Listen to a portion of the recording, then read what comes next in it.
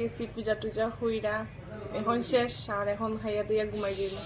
সারা দিন উপাস করার পরে আর এখন এনার্জি একটুকু নাই। Hello friends, good morning. তো আজকে তো শিবরাত্রি, তো সকাল সকাল গুরুদেবের পূজা টুজা হইরা এখন যাইমু গিয়া মন্দিরে। তো মন্দিরটা খুব বেশি কাছে না, একটু দূরেই। তো যেহেতু সব ধরনের পূজা করার আগে ফার্স্টে গুরুদেবের পূজা করতে লাগে, তো সকাল সকাল তাহলে গিয়া গুরুদেবের পূজাটাই আগে আগে করলাম। তো এখন বাড়াই গেছি, যাইতাম গিয়া মন্দিরে। তো মন্দিরটা বাক্কা দূরেই আছে, এত সামনে না, বাক্কা জায়গা হাঁটিয়ে যাইতে লাগবো। তো কে কে আজকে শিবরাত্রি হল্লায় কমেন্ট বক্সে জানাইও। আর কোন জায়গার মন্দিরও গিয়া পূজা টুজা হল্লায়, যদি গুয়াহাটির হয় তো মানে জানমু। আর এই যে দেখো এখন বাড়াই গেছি, কিন্তু ভয় লাগে যদি হঠাৎ বৃষ্টি হয়ে যায়। কদিন থেকে বৃষ্টির খুব প্রবলেম দের, মানে কোনো টাইম টেবিল নাই, হঠাৎ আই যায়। আর এই যে দেখো এখান থেকে ঘির বাতি লইতাম। টাউনও একমতে সব দিকে ভালো, সব কিছু পাওয়া যায়। যদি আমরা দিকে থাকতো ঘর থেকে সব কিছু বানিয়ে আনতে লাগে, কিন্তু টাউনও তো সব কিছু রেডিমেড পাওয়া যায়। মানুষের যেহেতু এখানে টাইম টেবিল নাই, সবের ব্যস্ত, যেটা বিজি আর কি, সবাই থাকে, এর লাগে সব কিছু রেডিমেডই পাওয়া যায় এখানে। আর এই যে দেখো গ্লাসের মধ্যে কিতা একটা দিচ্ছে, এটা দুধ তো আমার মনে হয় না, গরুর দুধ তো হইতোই না, অন্য কিছু একটা হইব, ওই আমুল তাজা যা কিছু একটা হইলে হইতে পারে। আর এটার মধ্যে জল দিছে প্রচুর পরিমাণে।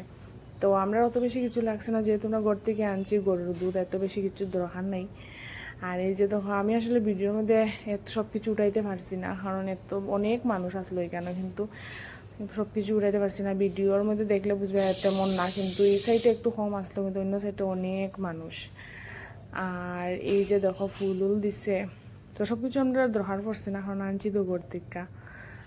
তো এই যে দেখো এই মন্দিরটা হইলো গিয়া বাঙ্গাগড়ের, মানে বাজারও ঢুকার অপোজিট সাইডে। তো এই যে দেখো বট গাছের নিচে তো পূজা টুজা করছেন মানুষে। আর অ্যাকচুয়ালি মন্দিরটা হইল গিয়া উপরে, অনেকটা সিঁড়ি বা ইয়ার উপরে উঠি, আর পরে গিয়ে পূজা করা লাগে। তো এখানে আমরা একটু প্রণাম হইয়া গেলাম গিয়া মন্দিরে পূজা। মন্দিরটা আমরা দেখতে আবার অনেক সুন্দর। হ্যাঁ তোমরা এই মন্দিরে আইসো জানাইও। ভোলানাথের পূজা আমি ছোটোবেলার থেকেই করতে ভালো পাই আর করিও। আর সব ধরনের পূজাই আমার ভালো লাগে, কিন্তু ভোলানাথের পূজাটা বেশি ভালো লাগে এরকম কিন্তু আমি কইতাম না, পরে অন্য ঠাকুরে আমার খারাপ পাইলিবা। তো ভোলানাথের আমার এখানে সবেরই ভালো লাগে। আর এই যে তখন মন্দিরে আই গেছি, এখানে অনেক মানুষজন, যেহেতু এটা গুয়াহাটি তো আসামিস মানুষ বেশি। তো এই যে দেখো কালীমার মন্দিরটা। এরপরে গেলাম গিয়া শিবের মন্দির, এখানে অনেক ধরনের ঠাকুর, গণেশ সবই আছেন শিবের। আর এই যে দেখো এখানে পূজা টুজা আমরা করমু। এখন অনেক মানুষ আইয়া পূজা দিয়া গেছেন, আর আমরা অ্যাকচুয়ালি একটু লেট করি হয়েছে, ইচ্ছা করি হয়েছে, কারণ প্রথম আই গেলে তো সকাল সকাল যদি আই অনেক ভিড় থাকবো, তো বাচ্চা টাচ্চা নিয়ে এত সকাল আইয়া ভিড় মানে লম্বা লাইনও আমরা পারতাম না, তো লেগে একটু লেট করেই আইছি। আর এই যে দেখো মন্দিরটা কত সুন্দর, মন্দিরের উপর থেকে নিচে দেখা যায় মানুষে অনেক কিছু কিনিয়া হার। তো আজকে যেহেতু কিতা দুধ দিয়া খেতে হইতে পারে বাংটাং হইব এগুলা, তো এগুলা তো আমি খাইতামই না, কারণ আমি খুব ডলাই, কোনোদিন খাইছিও না।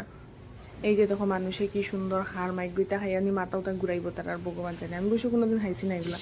আর এই যে দেখো এখান পরে গেলাম গিয়া একটু ফটো উটো কিনতে। তো এখানে সব মোটামুটি ভাল লাগছে, সবটি ভাল লাগছে না আমার।